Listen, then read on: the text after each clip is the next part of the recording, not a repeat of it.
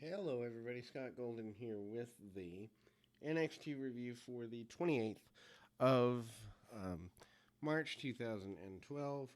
And we are fast approaching the end of Season 5, the never ending season of 67 episodes. Hunico and Camacho make their debut this week. They eventually become, I believe, the Los Matadores. And I believe Hunico against Derek Bateman is the show off of that match. Anyway, that begins and is very basic.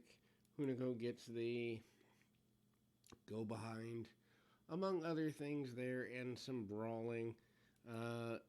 I'm not a fan of this in the sense of guys wearing what amounts to Street Fighter looking gear. Just, I don't know. I guess it makes sense to have a character of that nature. I'm not necessarily opposed to the character, but having guys who don't really wear full-on wrestling gear when you are a wrestling company, not a fan of that.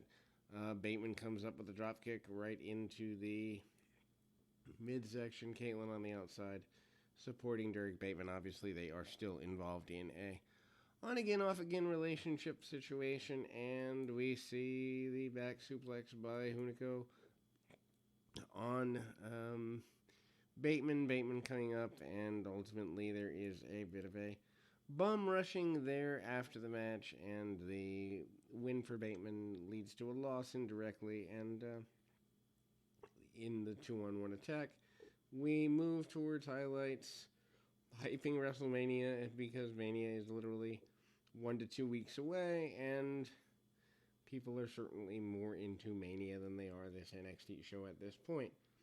Literally, of the 35-minute show, probably close to the majority of the show, at least half, is Mania hype, and Johnny Curtis and Maxine continue to be there.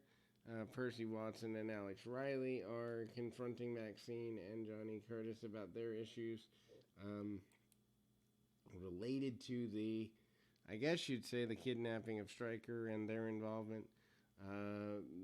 Young and Titus O'Neil continue to be kind of ill at ease around each other, but still involved. And we go to Titus O'Neil and Jey Uso as the, I guess you'd say, main event, with about 7 minutes left in the program. Why Titus would be given a singles match with Uso is a guess for anybody, but again, filling time on a television show seems to be the main focus for at least a good bit of this. Anyway, some brawling and obviously power by Titus O'Neil. O'Neil bails out when he's not in control, taking down his adversary relatively aggressively, and not in a happy space is he.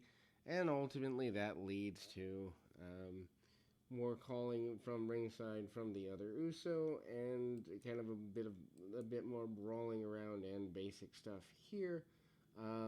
Uso does take back over, cutting things off, getting a few clotheslines, and for the most part getting things going back in a direction that is pro Uso. Usos are strong baby faces at this point, and they haven't even moved up to the main roster, but the modified Powerbomb Buster is a win for Titus O'Neil, who basically, I guess you could say, is and was the MVP of this particular brand for this particular year in the run of things overall. As mentioned, being so close to Mania, this is a very flat show, and literally covered in about less than 5 minutes is where we are. So we'll be back with more right after this.